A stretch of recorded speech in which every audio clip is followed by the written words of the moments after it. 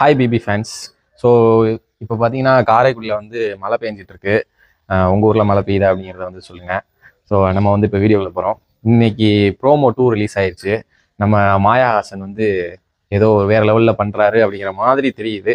என்னென்னா எடுத்தோடனே வந்து பூர்ணிமா வச்சு செய்ய ஆரம்பிச்சிருக்காரு.